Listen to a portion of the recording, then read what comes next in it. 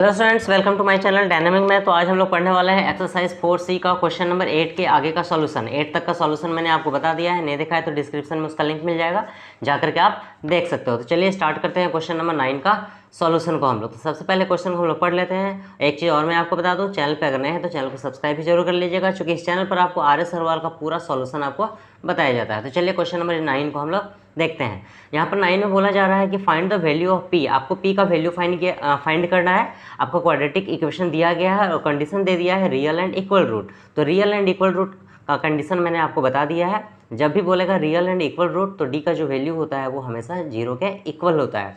तो सबसे पहले हम लोग ये जो क्वाड्रेटिक इक्वेशन दिया गया है इसको लिख लेते हैं और हम लोग पी का वैल्यू को फाइंड करते हैं। तो देखिए ये है आपका क्वेश्चन नंबर 9।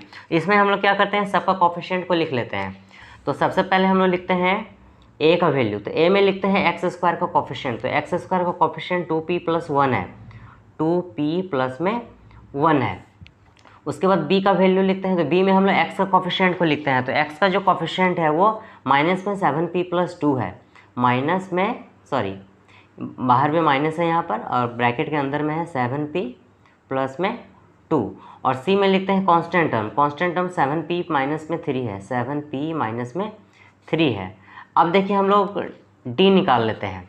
ओके, तो डी का फॉर्मूला मैंने आपको बताया है, डी = होता है b² - में 4ac। अब सबको वैल्यू को हम लोग यहाँ पर पुट कर लेते हैं। तो b है ये, तो b का जो वैल्यू है वो कितना है, -7p + 2।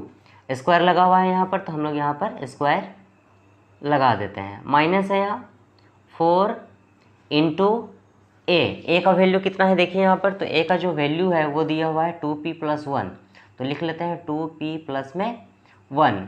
4a × में c है, तो c का भी वैल्यू दिया हुआ है 7p - 3, 7p - में 3। सबका वैल्यू पुट कर दिया। अब इसको हम लोग सॉल्व करते हैं। तो माइनस कभी भी स्क्वायर में होता है तो माइनस हट जाता है। तो माइनस का स्क्वायर है तो ये माइनस हट जाएगा, तो बचेगा 7p + 2।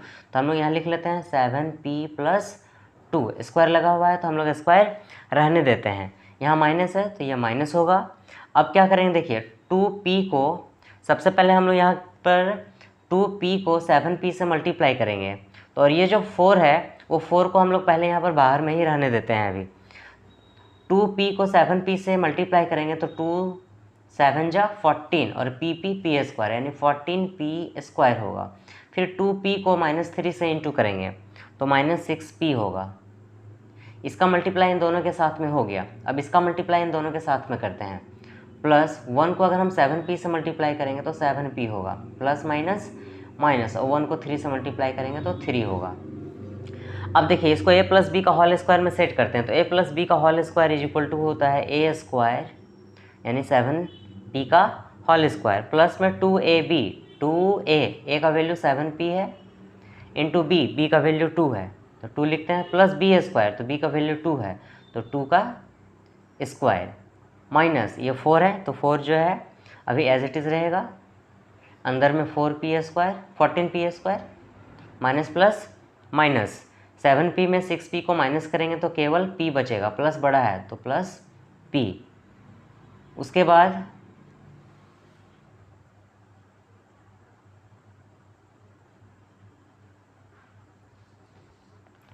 तो ये p बचेगा और माइनस में यहाँ पर है आपका -3, तो हम लोग यहाँ लिख लेते हैं -3। अब देखिए क्या होगा, 7 का स्क्वायर होता है 49 और p² का p² प्लस, अब इन तीनों को मल्टीप्लाई करेंगे, इन तीनों को, तो 2 2 जा 4 और 4 को 7 से इंटू करेंगे तो 28, ये p है, 28p हो गया, प्लस 2 का स्क्वायर 4, माइनस यहाँ पर माइनस लगा हुआ है तो माइनस लगाएंगे। अब क्या करेंगे यहाँ पर देखिए, अब सबका ब्रैकेट को हम ओपन कर लेते हैं। तो 14 को p² से इंटू करेंगे तो 56p हो जाएगा, 56, और ये p² है तो 56p², माइनस प्लस माइनस हो जाएगा। अब 4 को हम लोग p से मल्टीप्लाई करेंगे तो 4p होगा और माइनस माइनस प्लस हो जाएगा। 4 को हम लोग 3 से मल्टीप्लाई करेंगे तो 12 हो जाएगा। तो अब देखिए हम लोग यहाँ पर क्या करेंगे, 14p² में माइनस करेंगे 56p² तो हो जाएगा 7p², माइनस का साइन बड़ा है तो -7p², plus minus minus 28p में 4p को माइनस करेंगे तो 24p हो जाएगा। प्लस का साइन बड़ा है तो प्लस में 24p होगा।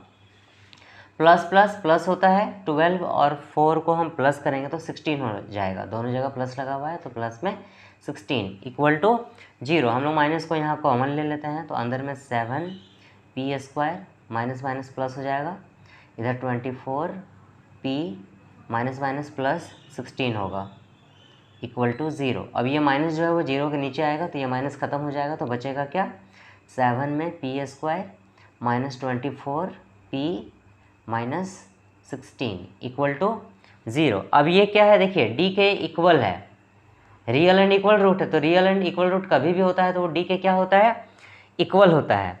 अब हम लोग क्या करेंगे, इसको फैक्टराइज कर लेते हैं। इसको हम एक बार फिर से यहाँ लिख लेते हैं, 7p² माइनस में 24p माइनस 16 इक्वल टू 0।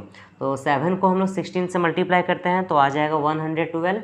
112 को फैक्टराइज कर लेते हैं तो 2 5 ज़ा 10, 2 6 ज़ा 12, 2 2 ज़ा 4, 2 8 ज़ा 16, 2 1 ज़ा 2, 2 4 ज़ा 8, 2 7 ज़ा 14। अब इसको हम लोग इस तरह से एडजस्ट करेंगे कि 2 डिजिट लाएंगे एडजस्ट करके कि प्लस या माइनस करने पर 24 आ जाए दोनों डिजिट का।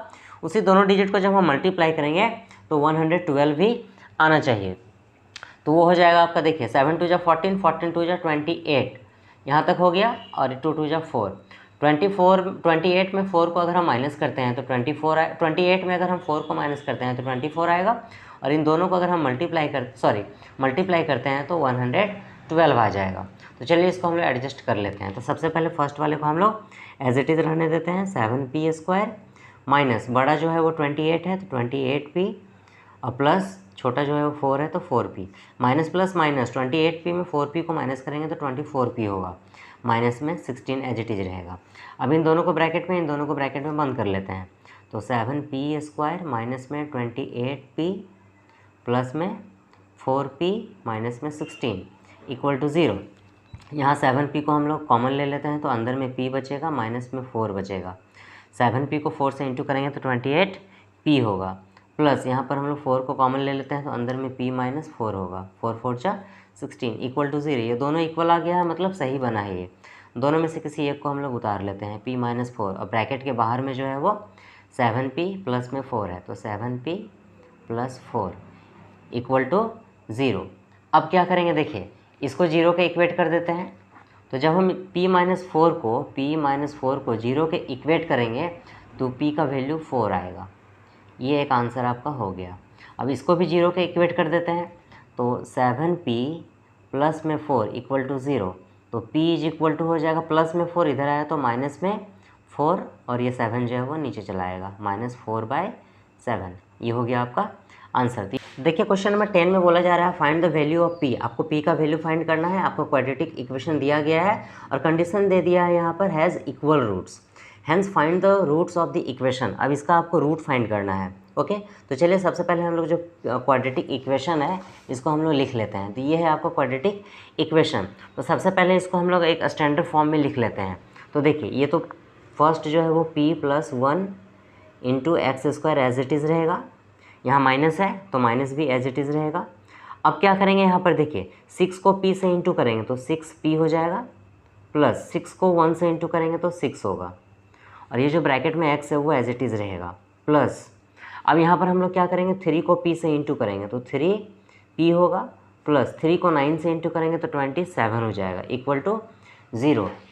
अब यहाँ सबका कोफिशिएंट लिख लेते हैं। तो a में लिखते हैं x² का कोफिशिएंट। तो x² का कोफिशिएंट कितना है, यहाँ पर p + 1 है तो हम लोग यहाँ पर p + 1 लिखते हैं। फिर लिखते हैं b, तो b में हम लोग x का कोफिशिएंट लिखते हैं। तो x का कोफिशिएंट कितना है यहाँ, -6p + 6, 6p + 6, और c में लिखते हैं कांस्टेंट टर्म है आपका 3p प्लस में 27 इक्वल टू 0।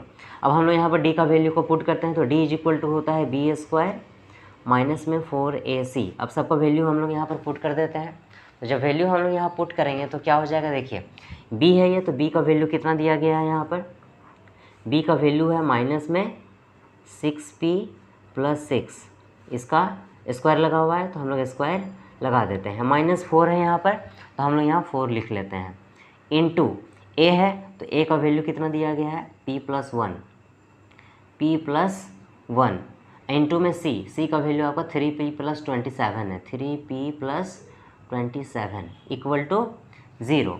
अब देखिए यहाँ माइनस जो है वो स्क्वायर में है तो ये माइनस हट जाएगा, तो क्या बचेगा आपका 6p + 6 का होल स्क्वायर बच जाएगा माइनस, अब ये 4 जो है वो अभी एज इट इज़ रहेगा। अब हम लोग क्या करेंगे, p को 3p से इंटू करेंगे तो 3p स्क्वायर हो जाएगा, प्लस p को मल्टीप्लाई करेंगे 27 के साथ में तो 27p होगा, प्लस अब 1 को 3p से इंटू करेंगे तो 3p होगा, प्लस 1 को 27 से इंटू करेंगे तो 27 होगा इक्वल टू 0।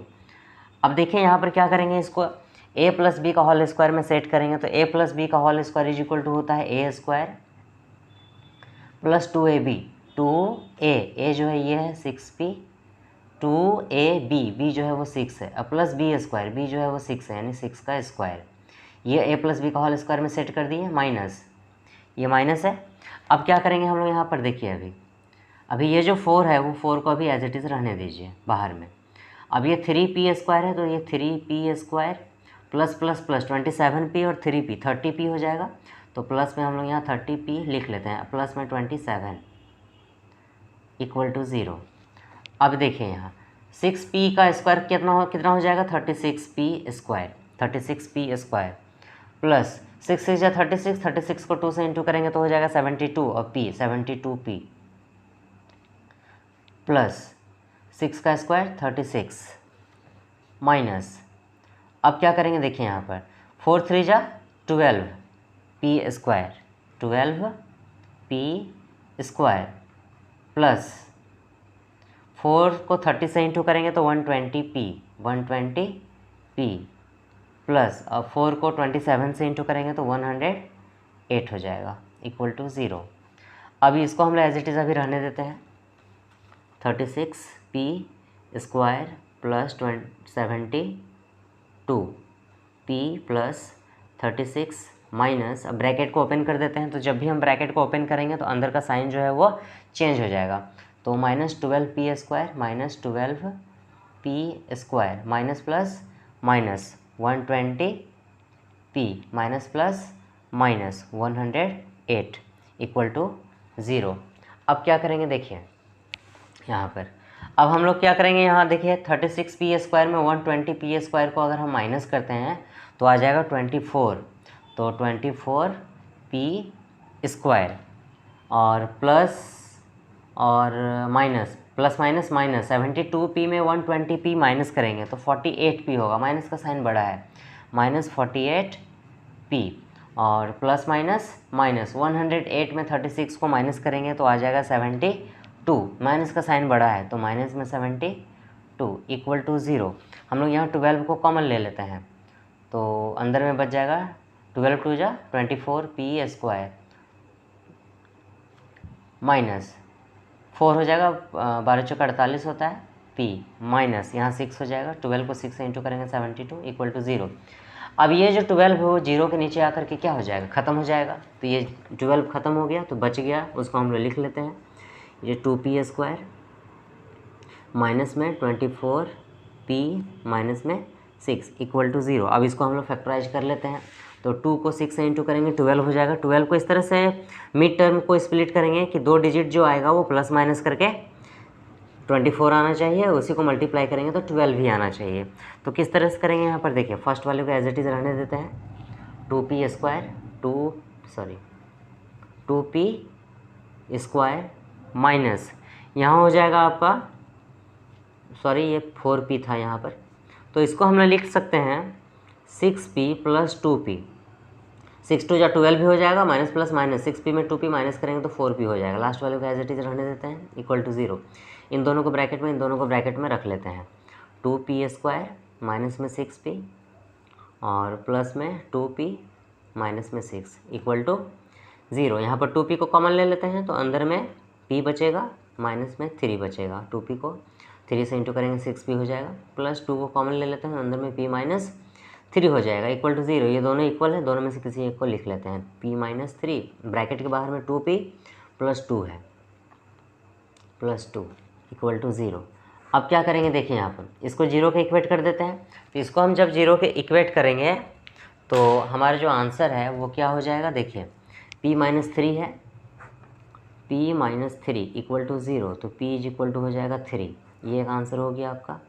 इसको 0 के इक्वेट कर देते हैं, 2p प्लस में 2 इक्वल टू 0, तो 2p प्लस में 2 इधर आया तो माइनस में 2 हो जाएगा, तो p is equal to minus में 2 और ये 2 जो है वो नीचे चला आएगा, ये दोनों कट गया वन टाइम में, तो p इज इक्वल टू कितना हो गया, माइनस में 1। ये हो गया आपका क्वेश्चन नंबर 10 का सॉल्यूशन। तो आई होप कि आपको ये क्वेश्चन नंबर 10 अच्छे से समझ में आ गया होगा। तो इस वीडियो में इतना ही। चैनल को अभी तक सब्सक्राइब नहीं किया तो चैनल को सब्सक्राइब भी कर लीजिएगा जल्दी से, और जल्दी ही मिलते हैं हम लोग फिर नेक्स्ट वीडियो में। तब तक के लिए थैंक यू।